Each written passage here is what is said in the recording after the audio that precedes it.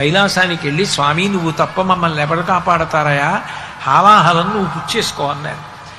లోకాలన్నింటినీ చంపేస్తున్నటువంటి హాలాహలాన్ని భర్త పుచ్చుకుంటాడంటే పార్వతీదేవి ఒప్పుకుంటుందా? కానీ అది జగజ్జనని అంటే అమ్మవారి యొక్క గొప్పతనం.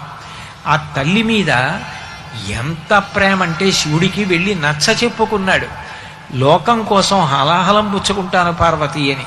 ఆవిడ మృంగెడివాడు విభుండని మృంగెడిదియు గరళమనియు మేలని ప్రజకున్ మృంగమని సర్వమంగళ మంగళసూత్రమునెంతమది నమ్మినదో. తన మంగళసూత్రం మీద ఎంత నమ్మకమో, లోకంలో అందరి పసుపు కుంకాలు కాపాడే మంగళసూత్రంలో నేనుంటే నా మెడలో మంగళసూత్రం ఉండగా హాలాహలం తాగితే మాత్రం పరమశివుడికి ఏమవుతుంది? తాగేమంది ఆవిడ.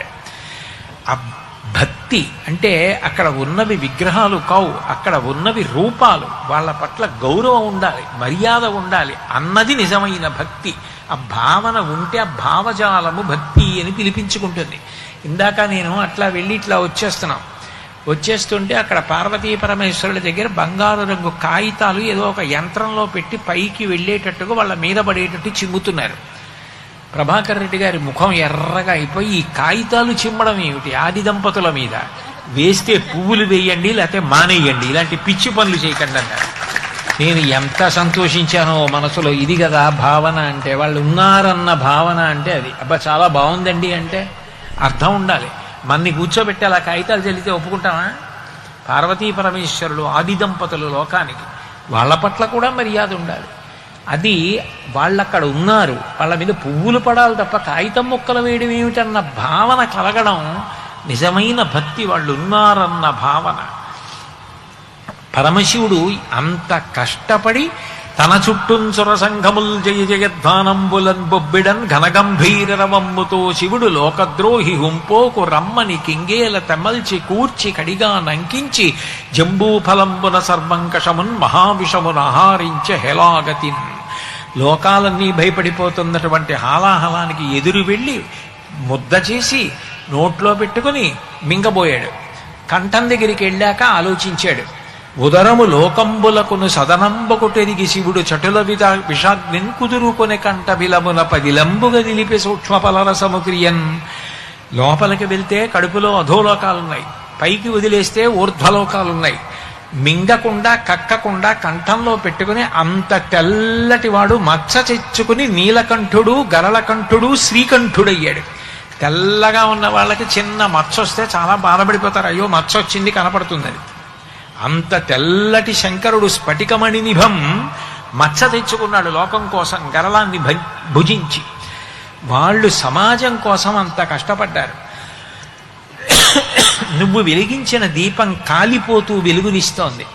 నువ్వు ఆరాధిస్తున్న శివకేశవులు లోకం కోసం అన్ని అవతారాలు స్వీకారం చేశారు. ఒక అవతారమా విష్ణువు?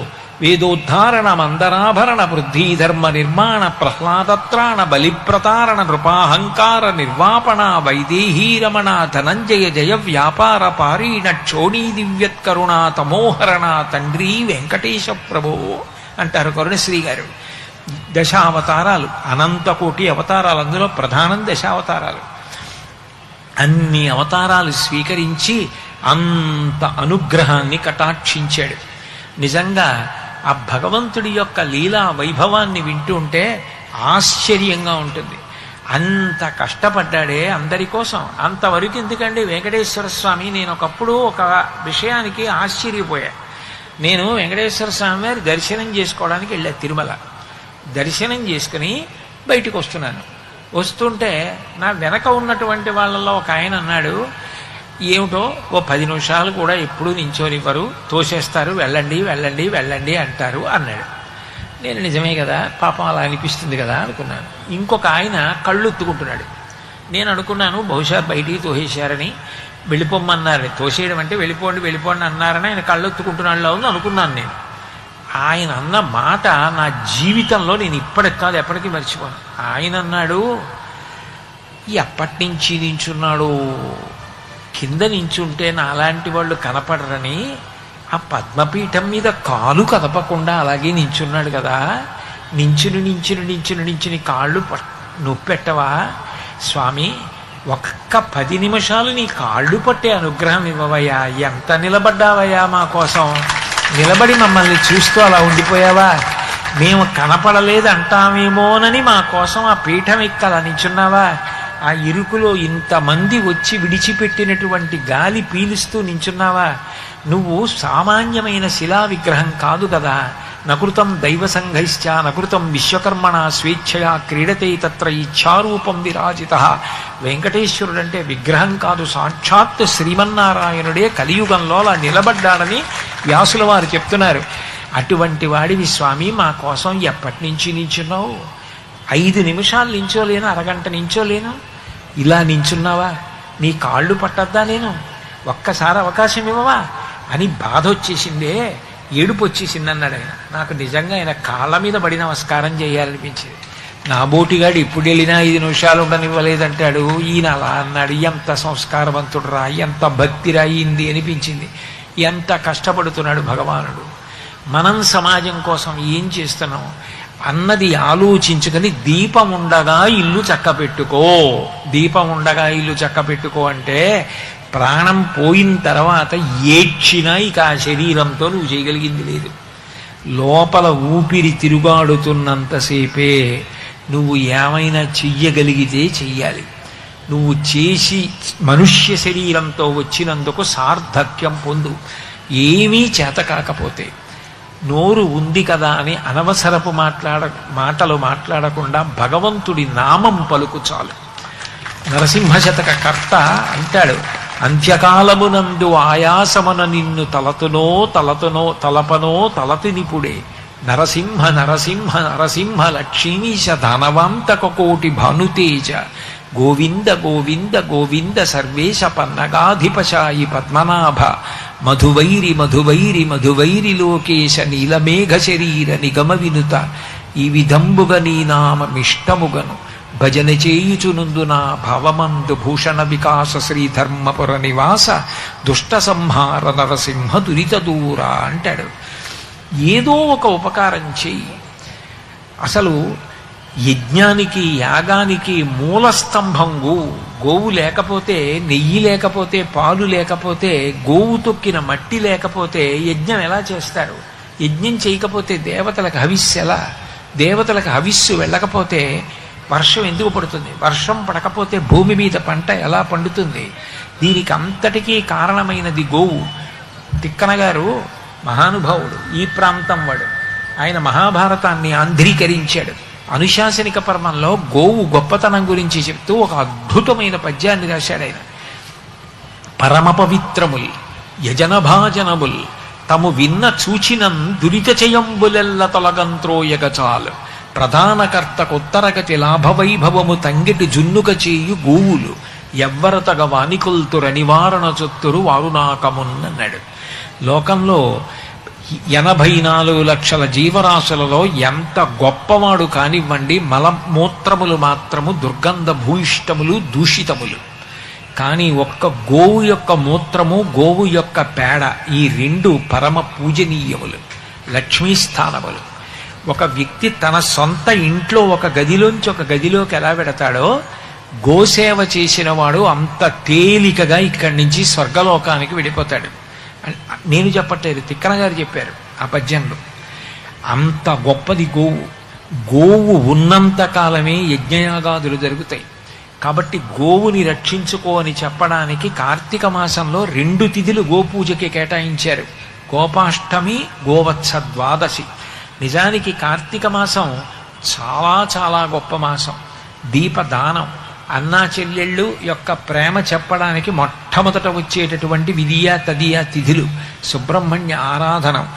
పాముని కూడా మాకు ఉపకారం చేసేదే, మేమది విఘ్నేశ్వరుడికి యజ్ఞోపవీతంగా వేస్తాం. అవతల శ్రీకాళహస్తిలో జ్ఞానప్రసూనాంబ సర్ప వడ్డాణం పెట్టుకుంటుంది. సర్పం మీద మహానుభావుడు పడుకుంటాడు విష్ణుమూర్తి. కొన్ని నాగదేవతలున్నాయి, అవి తమంత తాము అనుగ్రహిస్తాయి. ఇప్పటికీ దివిసీమలో పెదకళ్ళేపల్లి అని ఉంది. ఆ పెదకళ్ళేపల్లిలో నాగేశ్వరుడు అన్న పేరుతో స్వామివారు ఉన్నారు, నాగదేవతలు. అక్కడ పుట్టి అక్కడ ఆరాధన చేసిన వాళ్ళు ఎంతంత గొప్పవాళ్ళు అయ్యారు. వేటూరి సుందరరామూర్తి గారు, సుసర్ల దక్షిణామూర్తి గారు, పింగళి వెంకయ్య గారు, అట్లాగే వేటూరి ప్రభాకర శాస్త్రి గారు, వేటూరి సుందర్రామ్మూర్తి గారు, పారుపల్లి రామకృష్ణయ్య పంతులు గారు, బాలమురళీకృష్ణ గారి గురువు గారు, వాళ్ళందరూ పెదకళ్ళేపల్లిలో పుట్టి పెదకళ్ళేపల్లిలో పెరిగి పెదకళ్ళేపల్లి స్వామిని సేవించిన వారు. పక్కన టేకుపల్లిలో సూరయ్య గారు సేవిస్తే ఘంటసాల గారు పుట్టారు. నాగదేవతలు అంత గొప్పవి. నన్నయ్య గారు ఆదిపర్వంలో ఆదిశేషుడు గురించి ఒక అద్భుతమైన పద్యాన్ని రచన చేశారు. అందులో ఆయన అంటారు, అసలు ఆ ఆదిశేషుడు ఎంత గొప్పవాడు అంటే సాక్షాత్ శ్రీమన్నారాయణుడికి శయనమై ఉంటాడు. అట్లాగే వాసుకి పరమశివుడికి మెడలో హారమై ఉంటాడు. అంతంత గొప్ప నాగదేవతలందరూ కూడా పెదకళ్ళేపల్లి లింగస్వరూపాన్ని పూజ చేసి ఇప్పటికే అక్కడికి వెళ్ళిన వాళ్ళని అనుగ్రహిస్తూ ఉంటారు అంటారు. అటువంటి నాగదేవతని పూజించే లక్షణం కూడా ఈ కార్తీక మాసం నాగుల చవితి నాడు కనపడుతుంది. అసలు కార్తీక మాసంలో సమస్త భూతములను ప్రేమించడం, సమస్త భూతములను సేవించడం తప్ప మనిషిగా ఎట్లా బ్రతకాలో నేర్పే మాసం కార్తీక మాసం. ఈ కార్తీక మాసంలో ప్రత్యేకించి దామోదరుణ్ణి సేవించమంటారు. కార్తీక దామోదరుడు అంటారు కదా. దామోదరుడు అన్న మాటకు అర్థం ఏమిటంటే దామ్నా ఉదరా మాత్రే బద్ధ ఇది దామోదర అని. విష్ణుమూర్తి స్వరూపాన్ని పెట్టి నడువుకి తులసి మాల చుడతారు. అలా తులసి మాల నడువుకి చుట్టి ఉన్నటువంటి మూర్తి ఎవరో ఆయన్ని దామోదరుడు అంటారు. అసలు నిజానికి బ్రహ్మచారి, గృహస్థు, వానప్రస్థు, సన్యాసి నలుగురు కూడా వినదగిన లీల ఏది అంటే దామోదర లీల అని చెప్తారు. దామోదర లీల భాగవతంలో ఒక సర్వోత్కృష్టమైన లీల. ఇక దామోదర లీలని మించిన లీల ఉన్నది అని చెప్పబడడం నేను వినలేదు. ఎవరైనా కూడా దామోదర లీల వినాలి అనుకుంటారు. అందున కార్తీక మాసంలో ఆ భాగవతాంతర్గతమైనటువంటి దామోదర లీల వినడం అంత గొప్పదిగా చెప్తారు. అయితే నేను ఆ మాట అన్నాను కాబట్టి ఒక్కసారి సంక్షిప్తంగా దామోదర లీలని స్పృశించే ప్రయత్నం చేస్తాను. ఒక రోజున చిన్ని కృష్ణుడు పరిపూర్ణావతారం మహానుభావుడు. ఆయన ఒక గొప్ప లీల చెయ్యాలి, నేను ఈ లీలని స్మరించినంత మాత్రం చేత, ఈ లీల విన్నా, ఈ లీల చదువుకున్నా, కోట్ల జన్మల నుంచి పట్టుకున్న కర్మపాశములు తెగిపోవడానికి నేను పాశము చేత కట్టబడతాను.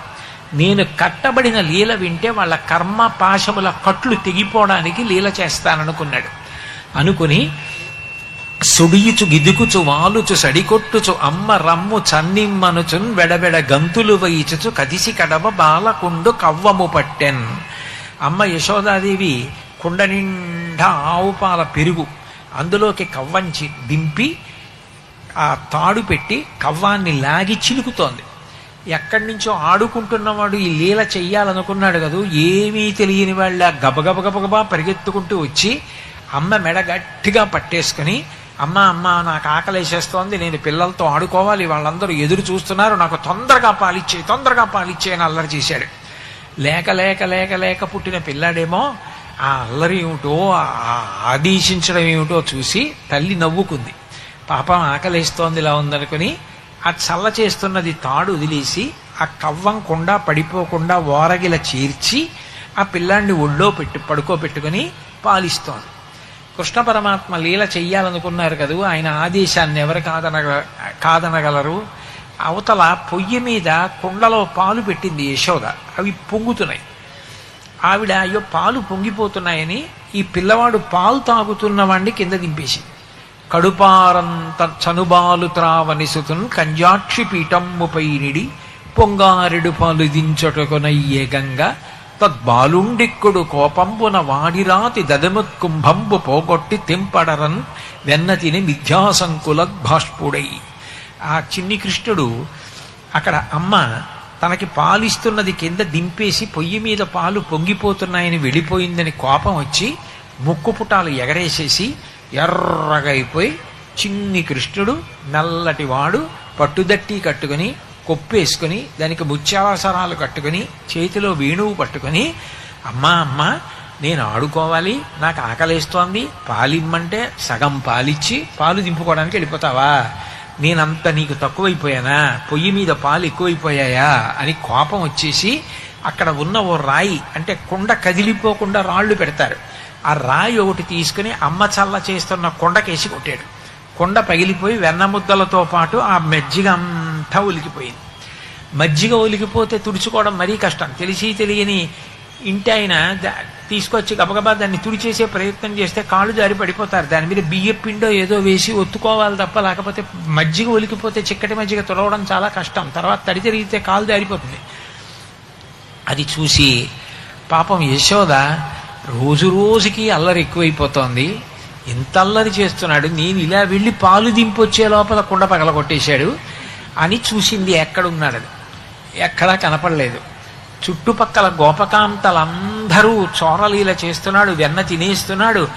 ఓయమ్మ నీ కుమారుడు మా ఇండ్లను పాలు పెరుగు మననీడమ్మ పోయదమెక్కడికైనను మాయందుల సొరభులాన మంజులవాణి అని వచ్చి చెప్తున్నారు. ఇవాళ ఈ కృష్ణుణ్ణి ఎలాగైనా పట్టుకుంటాను, కట్టేస్తాను, కొట్టేస్తాననుకుంది. లాలనమున బహుదోషము లూలింప్రాపించు తాడనోపాయములంచాల గుణంబులు కలుగును తాడనంబె బాలురకును పద్యంబరయన్. నా పిల్లాడు లేక లేక పుట్టాడనుకుంటే ముదుసలి ఇంటి దీపమని ముద్దిడు మూర్ఖుడు కాడు అంటారు రాయలు వారు. మా ఇంటి దీపమే ఎంత బాగా వెలుగుతోందో అని ముద్దెట్టుకుంటే మూతి కాలిపోతుంది. అట్లా లేక లేక పుట్టాడని ముద్దు చేస్తుంటే వీడి అల్లరి ఎక్కువైపోతోంది, అందుకని వీడిని ఇవాళ కట్టేస్తాను, కొట్టేస్తానంది అని అలా అనుకుంటే దొరకడానికి ఆయన ఏమైనా అంత తేలిగ్గా దొరుకుతాడా? 5 ఏళ్ల పిల్లాడు, అటు పరిగెడతాడు, ఇటు పరిగెడతాడు.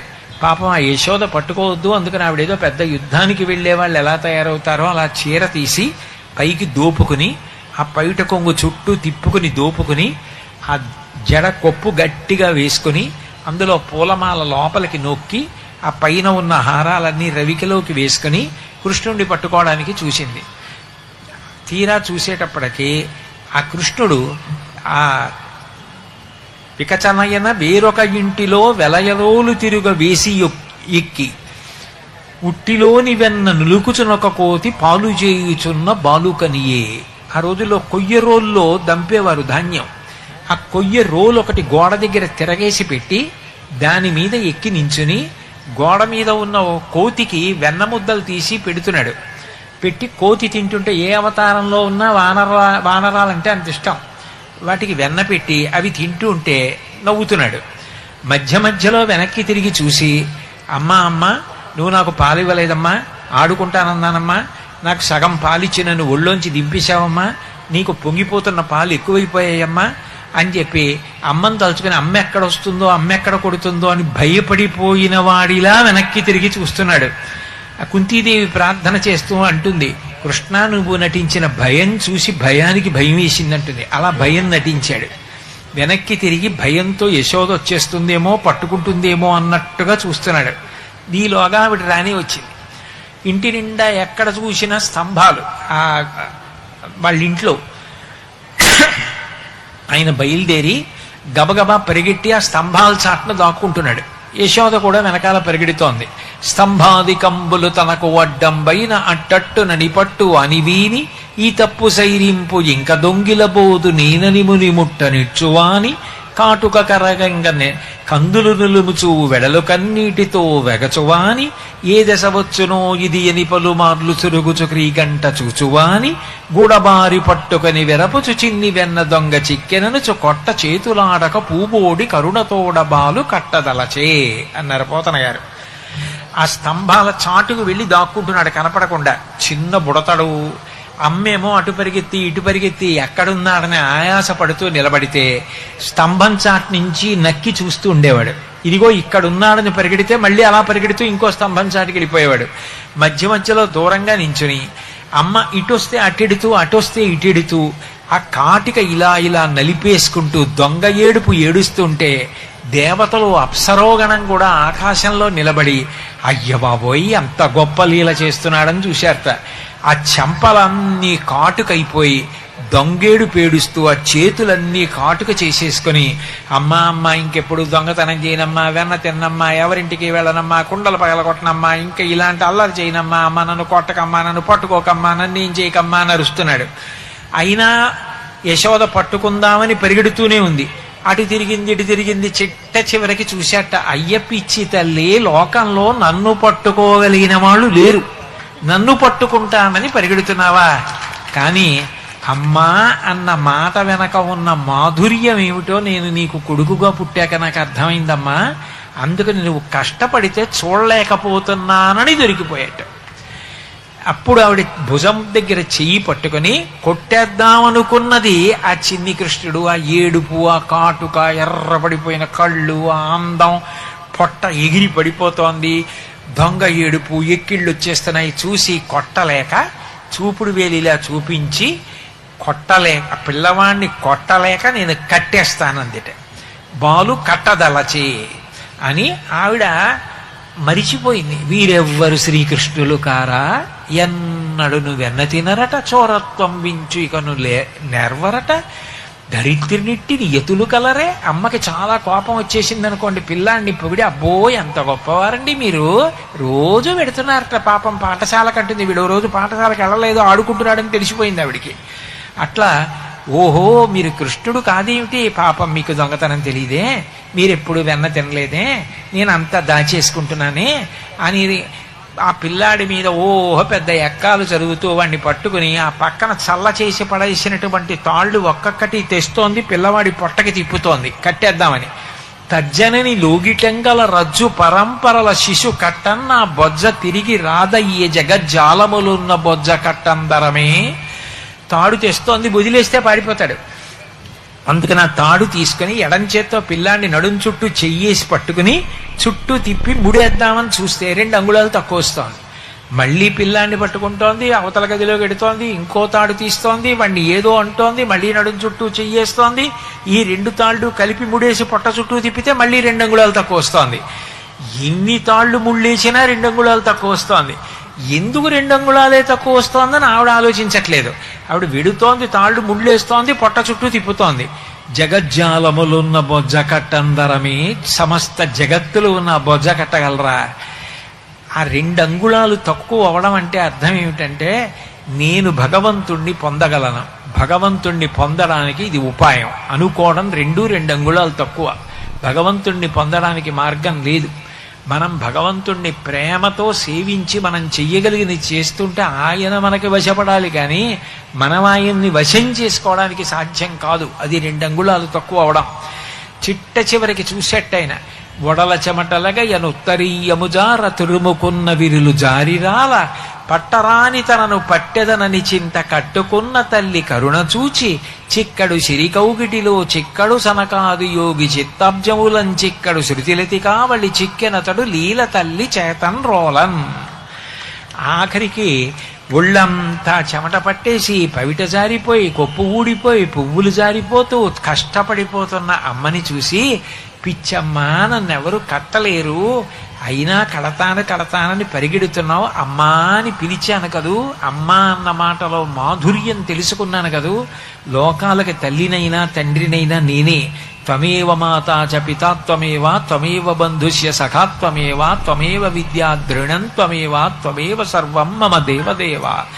అట్లాంటి పరమాత్మ కొడుకుగా వచ్చి యశోద దగ్గర పాలు తాగితే అమ్మ అన్న మాటకి అంత కట్టుబడిపోయాడు. కట్టుబడిపోయి అమ్మ తాడుతో కట్టేసిందిట. కట్టేస్తే మచ్చలేనటువంటి పరమాత్మకి ఆ తాడు ఊరిపిడికి మచ్చ పడిందిట. ఆ మచ్చ నడుం మీద ఉన్నటువంటి వాడెవరో ఆయన దామోదరుడు. అంటే అంతే భక్తికి అంత లొంగిపోయినటువంటి వాడు. ఒక కొస తీసుకెళ్లి రోటికేసి కట్టింది, యమలార్జున భంజనం జరిగింది. ఆ తాడు చేత యశోద చేత కట్టబడిన వాడు ఉన్నాడే, వాడు భక్తికి కట్టబడతాడు. వాడు దేనికి వశుడు కాడు. కానీ ఆ భక్తి ఎవరికి ఉన్నదో వారికి మాత్రం ఆయన బద్ధుడైపోయి వాళ్ళ హృదయాలలో నివాసం చేస్తూ ఉంటాడు. అటువంటి వాడివి స్వామి, కట్టబడని వాడివి కట్టుబడ్డావు. కాబట్టి ఆనాడు యశోద కట్టిన దానికి గుర్తుగా నీ నడుం చుట్టూ తులసి కడుతున్నామని ఆ దామోదర దామోదర దామోదర దామోదర అంటూ ఆయన నడుం చుట్టూ తులసి మాల కడతారు. ఆ కట్టినటువంటి మాలతో ఉన్న పరమాత్మ దర్శనాన్ని దామోదర స్వరూప దర్శనం అంటారు. అంటే అంతగా భక్తికి వశపడిపోతాడు. ఆ భక్తికి పరమశివుడు వశపడిపోతాడు. ఇద్దరిది అదే లక్షణం. భృంగీచ్ఛానటనోత్కటక్కరిమదగ్రాహీ స్ఫురన్మాధవాహ్లాదో నాదయుతో మహాసితవపు పంచేషు నాచాధృత సత్పక్షస్సు మనోవనేషు సపునః సాక్షాన్మదీయే మనోరాజీవే భ్రమరాధిపో విహరతాం శ్రీశైలవాసీ విభూ అంటారు శంకరాచార్యులు వారి సౌందర్యలహరిలో. పువ్వులో తేనె ఉంటుంది. ఆ తేనె కోసం ఎక్కడెక్కడి నుంచో ఎగిరి వస్తుంది తుమ్మెద. భ్రమరాంబ, శ్రీశైలంలో ఆడతుమ్మెద రూపంలో అమ్మవారు ఉంటుంది. సీతవపుహు, తెల్లటి తుమ్మెద రూపంలో శంకరుడు ఉంటారు. ఇద్దరు ఎగిరొచ్చి పువ్వులో మకరందం కోసం వాళ్తారు. ఈ హృదయ పద్మంలో భక్తి అన్న మకరందం ఉంటే వాళ్ళిద్దరు వస్తారు. భక్తికి కట్టబడ్డవాడు విష్ణువు, భక్తికి కట్టబడ్డవాడు శివుడు. ఇది చెప్పడానికి త్రయంబకమావాహయామి, దామోదరమావాహయామి. శివకేశవుల మధ్య భేదం లేదు సుమా, ఉన్నది ఒక్కటే స్వరూపం. అలా కనపడుతుంది, రెండుగా కనపడుతూ ఉంటుంది, మూడుగా కనపడుతుంది. మూడు మూర్తులకును మూడు లోకములకు మూడు కాలములకు మూలమగుచు భేదమగుచు తుది కభేదమయ్యొప్పారు బ్రహ్మమనగ నీవే పాలనయన అంటారు. అటువంటి జ్యోతిస్వరూపమైనటువంటి పరమేశ్వరుడు ఎవరైతే ఉన్నాడో ఆయనని మేము శివుడు కేశవుడు అన్న భేదం లేకుండా ఆరాధన చేస్తున్నాం. దీపానికి ఎన్ని ఒత్తులు వేయండి, అన్ని దీపాలే. ఎన్ని రూపాలతో భగవంతుడు కనపడనివ్వండి, అన్ని దీపాలే. ఒక్కొక్కసారి విష్ణువే రెండుగా కనపడ్డాడు. తిరుమలలో ఆయనే ఆదివరాహమూర్తి, ఆయనే వెంకటేశ్వరుడు. రామాయణం బాలకాండలో ఆయనే పరశురాముడు, ఆయనే రాముడు. ఒక విష్ణువు రెండుగా కనపడ్డాడు. అప్పుడు ఒకే పరమాత్మ శివకేశవులుగా కనపడితే ఆశ్చర్యం ఏముంది? రెండుగా కనపడిన వాడివి నువ్వు ఒక్కడివి. ఒక్క విషయాన్ని చెప్పిన ప్రసంగాన్ని ముగిస్తాను. భాగవతాన్ని పోతన గారు ఆంధ్రీకరిస్తున్నారు. ఆంధ్రీకరిస్తూ కృష్ణలీలలు రాస్తున్నారు. చిన్ని కృష్ణుడు, అమ్మ పచ్చటి పట్టుదట్టి కట్టింది, కొప్పు వేసింది, దానికి ముత్యాల సరాలు చుట్టింది, మెళ్ళో ఒక పెద్ద బంగారు హారం వేసింది, దానికి నీల పతకం వేసింది, దానికి కాంతి కొడుతోంది. మట్టిలో ఆడుకుంటున్నాడు కృష్ణుడు. దాన్ని వ్రాస్తున్నారు పోతన గారు. ఆయనకి అకస్మాత్తుగా బాలకృష్ణుల్లో శివుడు కనబడ్డాడు. అది ఆయనే వ్రాశారు పద్యంలో. తనువునంటిన ధరణీపరాగంబు పూసిన దిరిభూతి పూతగాగా ముందర వెలుగొందు ముక్తాలలామంబు తొగల సంగడిదాని తురకగాగా పాలభాగంబుపై పరగునా విరిబొట్టు కాముని కల్చిన కన్నుగాగా కంఠమాలికలోని ఘననీలరత్నంబు కమనీయమగు మెడ కప్పుగాగా హారవల్లులు రగ హారవల్లులు కాగా బాలలీల ప్రౌఢ బాలకుండు శివుని పగిది నొప్పి శివునకును తనకును వేరులేమి తెలియ వెలయునట్లు. ఆ చిన్ని కృష్ణుడు కొప్పు వేసుకుని ముత్యాల సరాలు చుట్టుకుంటే కొప్పు వేసుకున్నటువంటి చంద్రరేఖతో ఉన్న పరమశివుడిలా కనపడ్డాడు. మెడలో వేసుకున్న హారాలు సర్పభూషణాల్లా కనపడ్డాయి. నీల పతకం యొక్క కాంతి కంఠం మీద కొడుతుంటే నీలకంఠుళ్లా కనపడ్డాడు. కృష్ణుడికి అమ్మ పెట్టిన ఆవిరి బొట్టు పరమశివుడి యొక్క మూడవ కన్నులా కనపడి